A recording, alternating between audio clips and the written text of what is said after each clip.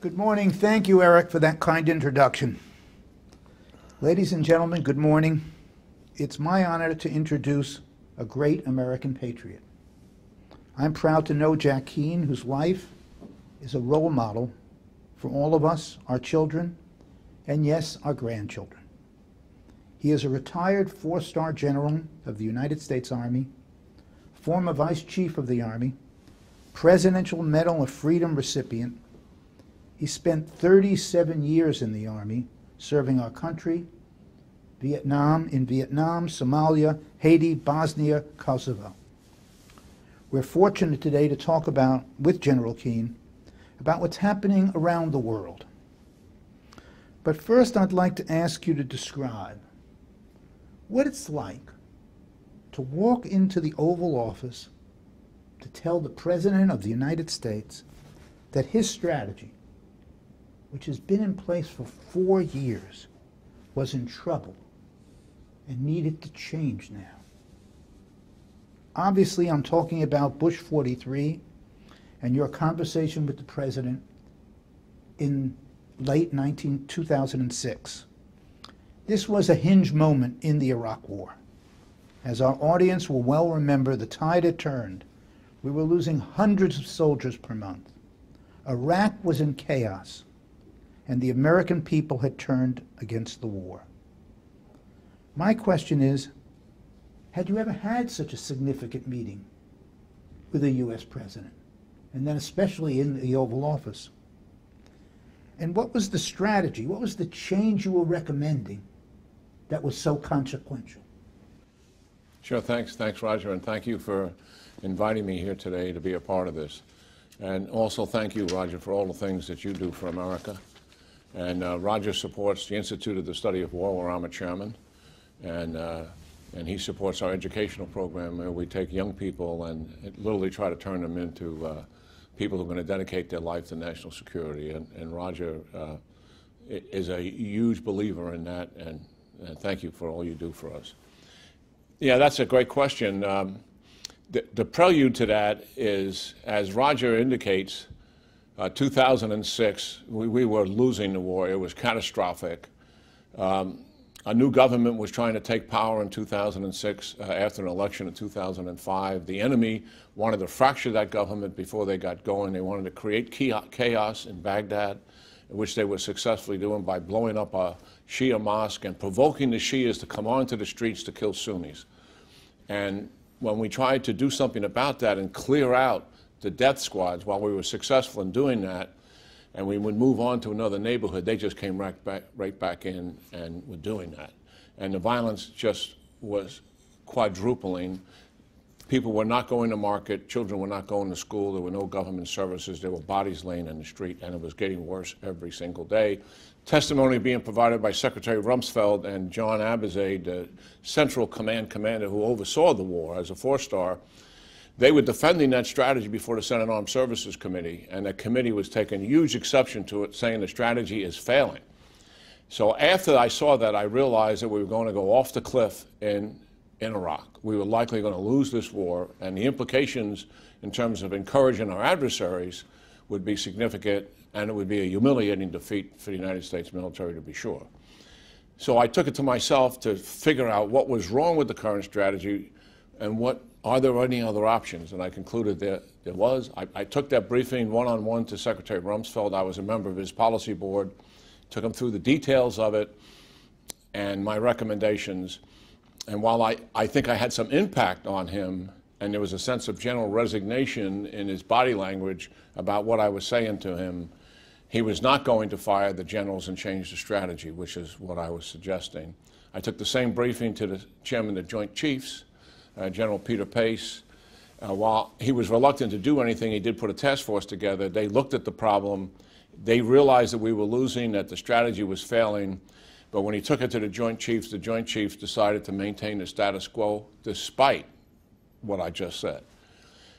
And then this was in September and October of 2006. In December, on a Friday before a coming Monday, on a Thursday before a coming Monday, December the 11th, I was called by the National Security Advisor and asking if I would come to the White House on Monday to meet with the president, the vice president, all of his national security people, and to include his political advisor, Karl Rove, and the press secretary, Tony Snow. And I would be joined by some others to present to the president an alternative strategy. So that convinced me that the administration was very much aware that things were not going well. And the president certainly was open to consider some other alternatives. So I pretty much condensed a version I had to talk to Secretary Rumsfeld. And by the way, in the intervening time from September briefing Rumsfeld and now President, the United States held an election in November. The Republicans lose that election decisively, largely over their war in Iraq, and Rumsfeld is fired as a result of it.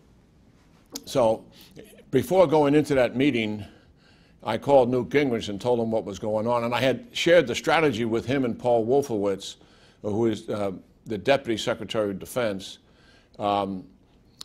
prior to my developing the strategy and briefing Secretary Rumsfeld. So I circled back to Gingrich and I told him, hey, look, I'm going into the White House here. You've been there many times. I have briefed President Bush before with the chairman of the Joint Chiefs and a couple of other people in the room, Condi Rice. So I wasn't completely unfamiliar with the Oval Office or with President Bush. But nonetheless, it's an intimidating experience for somebody who doesn't go in there on a regular basis, to be sure. And I called Newt, and he gave me some pretty good advice. He said, look, Jack, everybody goes into the White House. Even people that work around it are a little intimidated. He said, my advice to you, you're not going to have a lot of time. Don't leave anything on the table. Just get it all out, no matter how awful it is. I mean, you got a strong recommendation here. Just get it all out of you and walk out of that room saying, hey, I did the best I could. I didn't hold back. So I took that advice, and I think I executed it. There were two other generals in the room with me and two academicians who were think tank types who were there as well. My recommendation was that we were absolutely in a crisis and we were flat running out of time. There are many things that we can do, and some of the military guys had recommended them: improving our advisors, improving the numbers of them, getting greater number of Iraqi security forces on the street, etc. And I told the president that those kinds of things, while they're good, would not be decisive. We are out of time. And we're out of time because of a couple of reasons. One, we have a failed strategy. And two, we have significantly underestimated the enemy. And number three, we did not understand the Iraqi political culture. And we forced on the Iraqis a constitutional democracy with little preparation for them to understand what that democracy is, to have some experience with it. We should have used the South Korean model, put a dictator in charge, and in time they will grow into that the way South Korea did. But we forced the elections in 2005, a constitution in 2005, and there was huge political divisions in the country. From a strategy perspective, our military strategy surrounded train the Iraqi security forces so they can defeat the insurgency. So we had no plan for ourselves in a direct involvement to defeat the insurgency. When I said that, that raised eyebrows, to be sure. Because President Bush, if he had said one single thing over and over and over again, is I want to win. He sort of understood what most presidents do. If you're going to commit yourself to a war, you should try to win it. That seems fairly fundamental, and not back yourself into a corner where you have a losing strategy.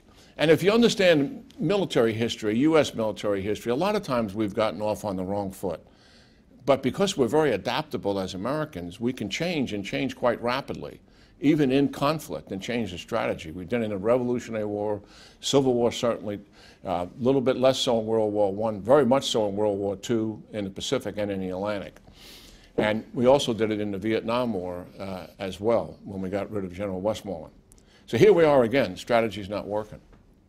And what I told the president is that the training the Iraqi security forces is failing because they don't have the capacity to defeat the insurgency themselves. And we chose not to defeat it ourselves. We're not doing that. We're training them so they can do it, and we're running out of time. It's not that the Iraqi security forces, maybe 3-4 years from now, would have the capability to deal with this. They may have. But as of right now, there's no time for that to take place. So what should we replace it with? My thought was we had to put in play for the first time a true counterinsurgency strategy, which has proved successful in other conflicts, and that is you protect the population. You separate them from the insurgents, and as you protect that population, a cohesion develops between you and that population because they see your willingness to protect them. You're going to die to protect them, and they see that take place, and you're not leaving them. And as a result of that, they become the best intelligence you could possibly have about the enemy, because they're going to tell you where the enemy's weapons are. They're going to tell you when the enemy comes back into the area or where they are. That's not going to happen overnight, but it's going to take place. So I gave the president an operational construct of what that would look like, because I thought they had to touch it and feel it. You know, not some vague, ambiguous thing, counterinsurgency, what does that really mean? What does protect the population? What does that really mean? So I said, Mr. President, what I'm really saying is we're going to take our troops. They're all in those large fortresses that we built with watchtowers and everything, and they go out of there every single day on Humvee patrols, creating a sense of presence. We're going to take them out of there, and we're going to put them in the neighborhoods, and they're going to live in those neighborhoods. They will live there, they will eat there, they will sleep there, and they will patrol there, largely on foot. And as a result of that, that population over time will become protected. If the enemy has too much of a presence for the initial troops we bring in, we'll put more people in there. As opposed to a platoon, maybe 40 people being responsible for 2 to 3 blocks, they may be only responsible for 1 because we need more troops in there. As a result of that, I think the president understood that strategy. I told him he had to remove the generals because they'll not be able to execute a new strategy.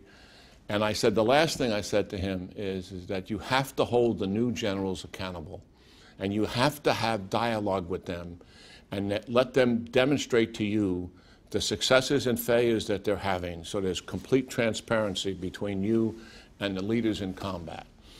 And I believe that was essential. That night I got a call from a principal who was there, and he said that was a decisive meeting. I think we're moving in the right direction now.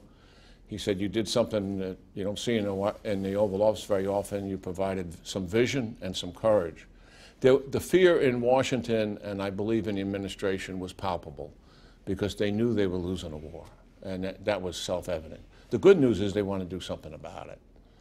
On Tuesday night, I got another call from John Hadley, the National Security Advisor, and he said, you're going to get a call from number 1 and number 2, and they got a big question for you. The question was, would you want to take charge of this yourself and run this? And I said, no, that's unnecessary. Bring a retired guy out. It's an act of desperation, I think. And you don't need that. We've got Dave Petraeus, who's been over there multiple times. He's an enlightened leader. He can handle this. Petraeus' name had come up in the Oval Office. It was brought up by one of the think tank guys, and we all we were all very supportive of Dave. And I told him I'd be willing to help him out if need be, and I did that over the next 2 years when he took charge of it. So, I mean, that was my experience with it. That strategy we put in play, it did succeed. We put it in play in 2007. By the end of 2007, frankly, most of the al-Qaeda had been defeated. A lot of the Sunni insurgents had come over to support the government. We were paying for them to do that, but that took them off the battlefield. We had put 100,000 more Iraqi security forces on the streets as well in that year. And the courage I think, of the Iraqi people and their politicians was significant. They were standing up and they were supporting this. And you cannot minimize the courage of George Bush. His Democrats were opposed to the war. His own party walked away from him in November. The generals did not want to change. The chairman of the Joint Chiefs and the Joint Chiefs did not want to change. His battlefield commanders did not want to change.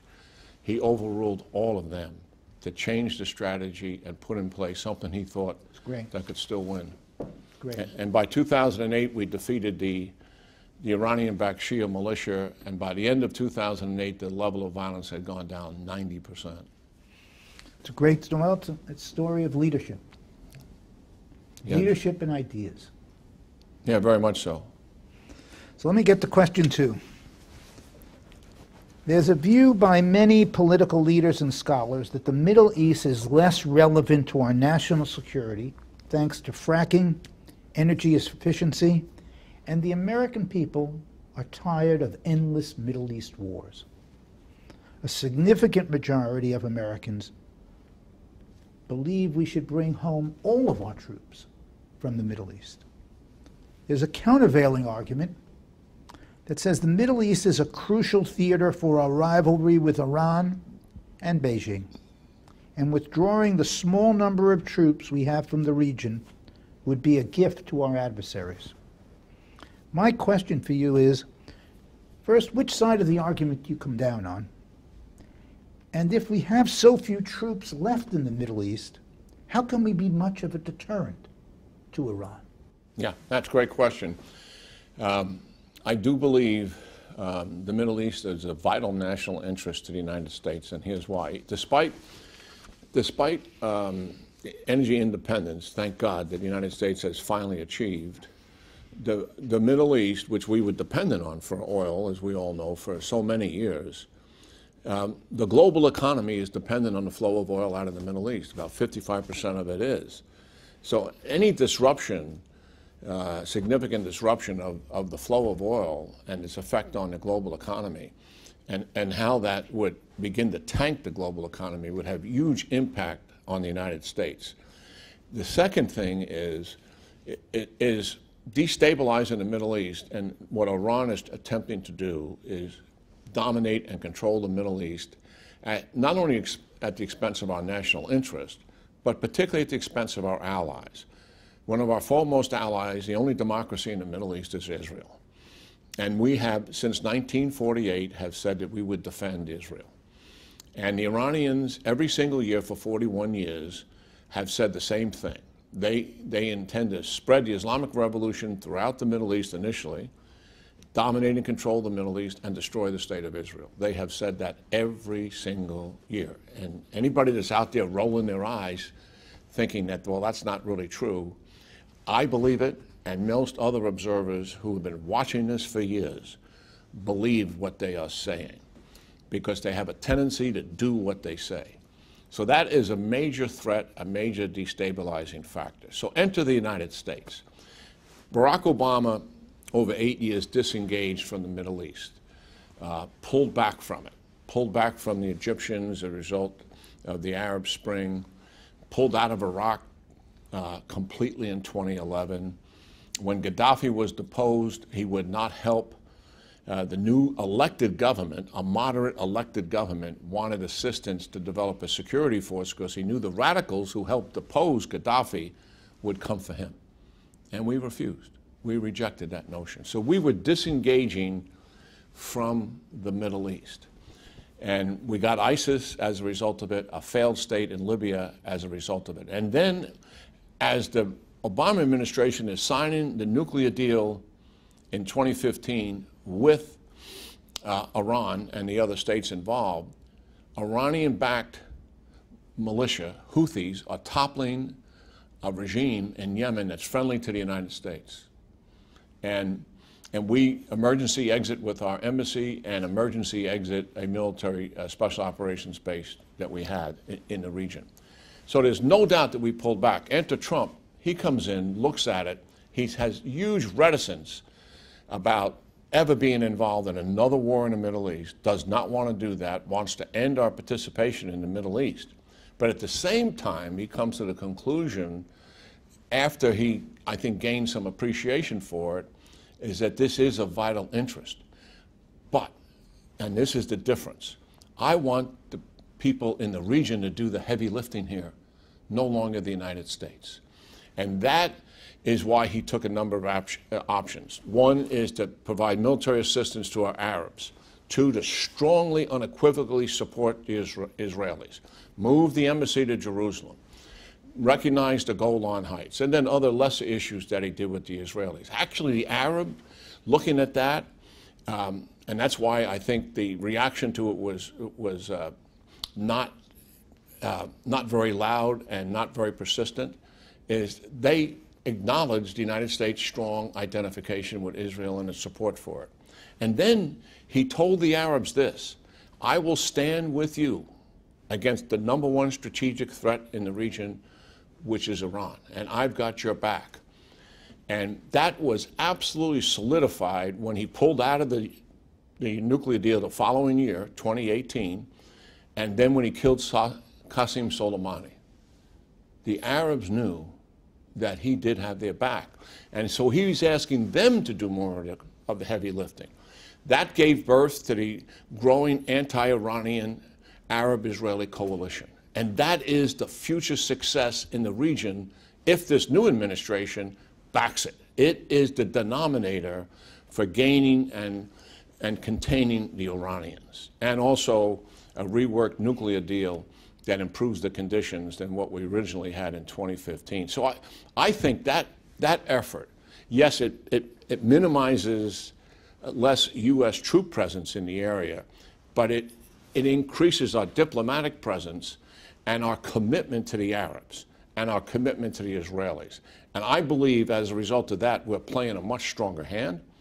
And if the Biden administration doesn't see it, and I'm concerned that they don't get the prism of this being a Trump idea, therefore don't fully embrace it, embrace this. I think as more they talk to the Arabs and the Israelis about the strength of this, it is the major vehicle. It's a political, economic, and military alliance that's growing to contain the Iranians, and I think it's a powerful sea change. I think it's the most significant thing that's taken place in the Middle East in over a generation. So let me just follow up here, because it's right on another question that's so intriguing to me. So numerous stories in the press indicate that the Biden administration has a desire to enter into a renegotiation of the JCPOA. And how they're going to do this, we don't know. But if when you step back from it and you ask yourself the question, well, is Iran likely to ever give up their nuclear weapons? It's doubtful, especially, when they have hegemonic interests in their region. So if the purpose of these negotiations is to sort of just postpone them getting this weapon, then you have to be absolutely confident that you have the right to actually visit all of those facilities, inspect them, all of the Iranian facilities. And we know from the Obama years that Iran violated lots of that. So if you were sitting there being part of this negotiating team, what would be the theory of the case that you'd want to enter into this agreement in some form again and negotiate with Iran? Yeah. Yeah, I mean, this is a major issue. And, this nuclear deal with the Iranians that was penned in 2015 was the seminal foreign policy objective of the Obama administration. It had preoccupied their foreign policy interest for some time. And they wanted the deal so bad, and this is sort of common sense for anybody to understand. If you want that deal so bad, you have a tendency to get a bad deal because you're making so many concessions. And that's what they did. So when you look at it, it really is a fundamentally flawed deal for the central reason: in 15 years, all restrictions are removed, and we're 5 years into the 15, and the Iranians can develop a nuclear weapon. That is absolutely the pathway to a nuclear weapon, and why most people think, among some other reasons, the deal is flawed. So if we're back now, what should we be doing? One, don't denigrate the Trump sanctions. See the Trump sanctions on Iran as leverage. And it really is leverage, because it is hurting Iranians quite significantly. And this administration has already said, Secretary Blinken said the Trump sanctions are a failure. Well, the Trump sanctions are not a failure. It's conditioning the Iranians to negotiate. The Abraham Accords, or what we were just talking about in terms of the growing anti-Iranian coalition, is also additional leverage because you've got the countries in the region combining their efforts together to stand up against the Iranians and further isolate. Those two things are huge leverage points going in. And I would not go in there with the idea of returning to the original deal in 2015 because it's so flawed. Not only is it a pathway to nuclear weapons, it doesn't deal with the issue of ballistic missile development, which is delivery means for a nuclear weapon. And privately, the administration will admit that it was a mistake not. This administration, the Biden administration, admits that that should have been in there. The other thing is there's no provision in there for anywhere, anytime inspections. To get to your point, we know these guys cheat. We know they lie. We know they are cheating right now. So you've got to have that as a provision. And then the other thing is their behavior, using these proxies to destabilize the Middle East. There's got to be some curbing of that behavior. These things should be on the table. The administration, when they began negotiations in earnest in 2013, the Obama administration tried to put some of this on the table. The Iranians wouldn't deal with it. They said, we're only going to talk about nuclear weapons, or we're not going to talk at all. At that point, we should have got up from the table. And we have to be willing to do that.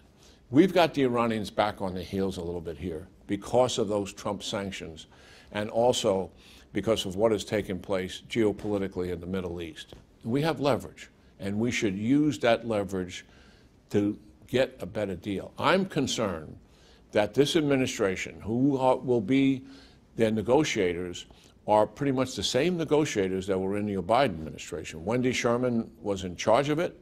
She's now number 2 in the State Department.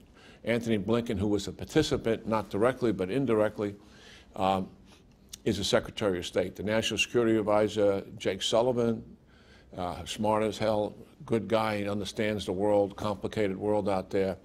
I may not agree with all of the solutions, but he also was a participant. And Robert Malley also was directly in charge. He's their envoy now to Iran. So this is sort of the same team going back in there. And they weren't tough-minded then. And I'm not confident they will be tough-minded now. The Iranians are tough, hard-liner negotiators. And we got to be prepared to do that. We have to have a clear objective of what we want as a deal. And if we're not able to get that, we should be prepared to walk away from it. Okay, well, so I have one more question. It's obviously a question about China. And, you know, a couple of years ago, this Harvard professor, Graham Allison, wrote a book called The Thucydides Trap. Are the U.S. and China headed for war? And there appears to be very many indications that that could be the case. And we just don't understand it right now. And does our administration really recognize that this is the fundamental adversary to the United States at this moment in time? So what's your point of view about China and the U.S. and the likelihood or the probability that there's some conflict in the future? Yeah. Well, clearly, I believe that China is the major strategic threat to the United States. The previous administration felt that, and the current administration has pretty much accepted that strategic framework that the Trump administration had designed in terms of big power competition, China first, Russia second, China being the most significant threat. President Xi has put on fast forward his ambitions since he took power in 2012 and 13 to dominate the world economically, dominate it militarily, and dominate it technologically. And he has put all of that fast forward into a strategy. And he is very aggressive. He's the most aggressive, I believe, most ambitious and most malign leader since Mao Zedong. And he's much more dangerous than Mao Zedong because Mao Zedong was focused inward, remember, to take over the country from the nationalists, and then he purged his opposition in the Cultural Revolution. President Xi took over having a strong economy and an already rapidly developing military that he has accelerated. So he has the wind at his back in terms of when he looks out and he sees the United States. And he believes the United States is fundamentally a declining power and China is a rising power. He wants to change the international world order and replace it with spheres of influence that China would have and Russia would have, and others as well who are like-minded with them. And yes, are we getting closer to the potential of a conflict? I think that is true. And the reason is the United States military capacity has significantly eroded in the last 20 years during the 9/11 wars, and also because of our own lethargy of being the world's only superpower since 1991, and the hubris that surrounded that for 25 or so years. We really didn't have the drive and the imagination to make certain that we were on top of our game and was developing advanced technology and being out on the edge like we historically have been in the past, particularly developing the systems and capabilities that we did dealing with the existential threat from the Soviet Union. We were absolutely at our best in dealing with that threat. That's not where we are today. As a matter of fact, I was on a congressional commission for over a year, and we concluded much of what our recent military commanders in the region have concluded, that if we got in a war with China today, not next year, not 5 years, not 10 years, today, the loss to personnel and high capital assets would be exceedingly high on a scale we have not seen since World War II. And we would be challenged to win that war, and indeed we can lose it. And in every war game we have played in the last 10 years, we lose. We played a war game ourselves just to make certain that we understood it. We lost. Now, that doesn't mean that we would actually lose the war, but it is an indicator that we have huge vulnerabilities and we got to fix it. So we are outgunned in the Indochina Pacific theater. That's a fact. Our aircraft carriers are at risk. They can't get close enough to launch their fighters. And when they back up so much to be out of missile range, those fighters have to be refueled, but they're going to be refueled. They have to be stealth fighters to penetrate their air defenses. They have to be refueled by refuelers that aren't stealth. Our bases in the area are all vulnerable to offensive missile attack. And if we're coming from an ocean away, we're coming 3 weeks from the West Coast, we're coming from Alaska 17 days by sea, everything we're moving in terms of ammunition, equipment, is vulnerable to attack. So our forward bases are going to be under attack. What's coming will be under attack, and then huge amount of cyber warfare to break into our networks, take our satellites down, lose telecommunication. This is a major problem that we face, and there are military commanders in command today that would say the very same thing I'm saying right now to our audience. So we have a significant threat. But the truth is, what we have to do is build, one, make certain that the Chinese understand that this administration has the resolve, and this is very important, that has the determination and resolve to deal with it. They likely believe, looking at the Obama-Biden administration, and this administration who never push back on them, will be like that, and they'll be able to take advantage of it. I suspect that's what they think. So this administration has to put some markers down early that Taiwan, we are going to defend Taiwan. If you try to grab those islands off the coast of Taiwan, or if you try to blockade Taiwan, or if you try to invade Taiwan, we're not going to stand for the intimidation of our allies in the region, and we're going to put more resources in the region. We've got to put more missiles in the region, we've got to put more air power in the region, and we've got to put more ships in the region to establish a deterrence. And that's the military aspect of it, and we need a whole-of-government, comprehensive approach to deal with China's other desires, and that is for economic domination and technological domination, so that we can compete in that area and compete very favorably. The government is saying they're going to do that. What I just said, comprehensive strategy, whole of government tied to our allies. The proof of it will be in the execution. And also, my fundamental concern, as I have over Iran, is their tough-mindedness and resolve to deal with this. You have to convince your opponent that not only do I have the credibility of my weapon systems if I used them. And they'll see that right now we're in a position of weakness, but let's assume we fix it. But then the other thing is you don't really have deterrence unless you're absolutely willing to use it. And they have to know you're willing to use it. And that comes down to resolve and determination.